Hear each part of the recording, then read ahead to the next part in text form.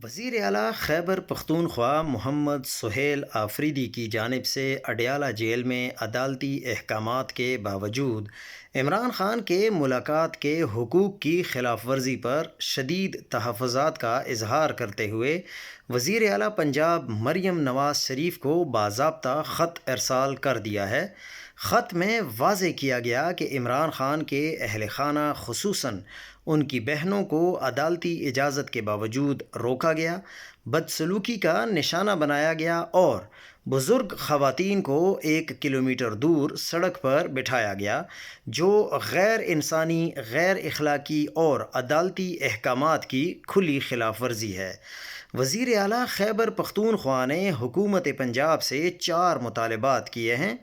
پہلا مطالبہ ہے کہ عدالتی احکامات پر فوری عمل درآمد کیا جائے۔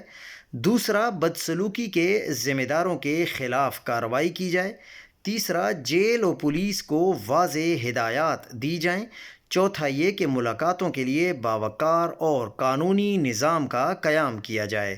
عمران خان سابق وزیر اعظم اور اس جماعت کے قائد ہیں جس کے مینڈیٹ کے تحت خیبر پختونخوا کی حکومت قائم ہے، لہٰذا ان کے حقوق کی خلاف ورزی کسی صورت قابل قبول نہیں۔